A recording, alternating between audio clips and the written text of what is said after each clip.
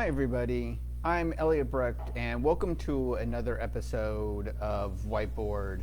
And today we're going to talk about why you are being excluded by employers from hiring, because we've been seeing a lot of really great candidates getting excluded and wanted to go through some of those reasons why.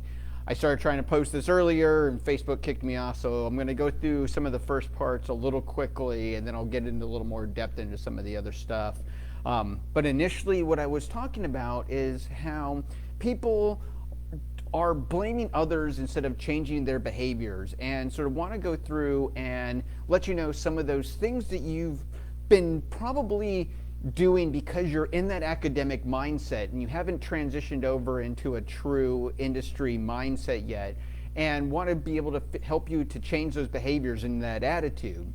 So some of those first things, again, which we highlight a lot, is that you focus on those technical skills because you've learned how to utilize so many different techniques, utilizing different high output machines, going through and doing different assays, things that most people can't do, and you forget about those transferable skills, and those are what industry really wants you to be able to do. And these are really then highlighted through a lot of these other points that I'll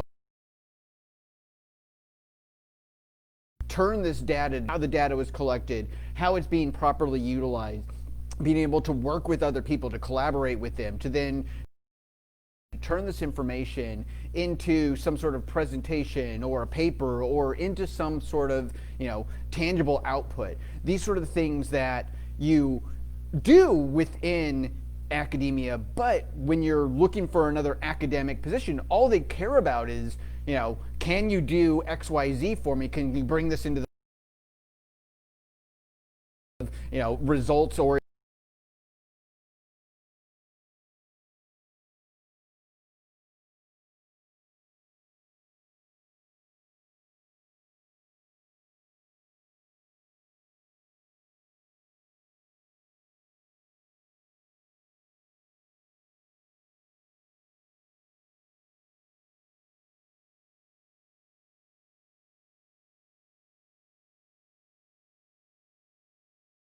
orientated. When you go into industry, there's tons of people that can do these things, or they've been switched over to move on. Do we want to continue to put resources into it? These are the sort of skills that an industry wants you to have, not those things that an academic lab wants, where they want you to come in and be able to just do the techniques. And then this also then leads you into a mindset of being an elitist, because you've taken these things and you've gotten your PhD, which is fantastic. Everyone should, really be super excited about their ability of having done this. Especially if you've done any sort of thing. There's a small pop you go through, and you need to still go through the process of,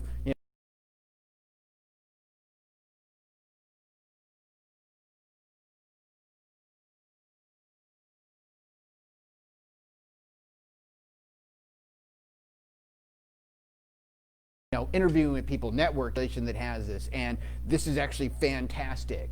But you have to remember to do is that you need to go and know everything there is to know about the company. You want to go through and not just do a cursory glance over like who is in charge and what's going on with them, but actually know more of the big picture about what's going on with the company. What their mission statement is, how the company runs, what their day-to-day is like, the company culture, knowing these sort of things. And you get this by doing some informational interviews, by networking with the people there. And then when you're networking, you're not ready for the rational-based questions. You're not going over and being able to answer the why you want to switch into industry, why you want to actually join this, organization, why you want to go over and move out of academia, and like, what do you hope to accomplish by moving into industry? And people are not, ready for this type of question, because you're like, oh, I want to get a high-paying job. I want to be valued. Well, yes, everyone wants a high-paying job and they want to be valued, but you need to go through and remember that everyone has this, but you need to go through and talk about why you want to join there, because you want to see things like come to fruition. You want to actually have a meaningful impact. You want to actually be taken seriously for, the knowledge that you can bring to the organization. So these are sort of things you've got to go over and realize that you need to be able to go and communicate these properly with the potential employer, so that once you've gotten to this stage, they are going to then take you on. Some of the things is then you give up before you've even started. So no one likes rejection. Rejection, it's horrible. It feels bad, but that's unfortunately part of the job search sort of algorithm. It happened. It's a numbers game. You're going to get lots of no's. You just need to get that one yes. And you aren't going to be able to get that yes until you actually put yourself out there and actually try to get a job, to actually go over and not just go to your fallback plan and go like, oh, well, I'm working on this paper in the lab. I just need to finish that. Oh, I just need to do this. Oh, I'm just going to stay here and, something. You're not going to go over and the job is not going to just land in your lap if you're not actually putting yourself out there and actually trying to get that job. You've got to make that leap of, breaking away from academia to get into industry so that you can actually then, acquire that industry job that will value you. So you've got to go over and actually go through with it. Yes, it is difficult, it is tough, it is scary, but you're going to go through and you need to separate yourself out and get out there and do this, because you're not going to go over and you're not going to be recognized for your value if you don't actually put yourself out there. No one's going to just stumble across you and find you in your lab if you're hiding behind the filing cabinet writing that paper, because they're not going to see you. You've got to get out there and you've got to see, you've got to interact with the employers, you've got to network with people, you've got to go over and actually try to get a job. You're going to want to apply to a lot of places and know about the company so that you can actually then show your genuine interest in what they're doing and joining that organization. And one of the other thing is your self-focus. You're still, again, in that sort of sense of, like I said, thinking that you're just because you've gotten a PhD that they're going to give you a job, that there's someone's going to just like come to you and be like, oh, we see that you're doing great stuff in this lab, come work for us. That's not going to happen. You've got to go over and you've got to network and give value to the people that you're interacting with. You've got to go through and actually chat with them and not just connect with them and expect because you connected with them on LinkedIn and you're now connected, someone's just going to go back and give you a job there again.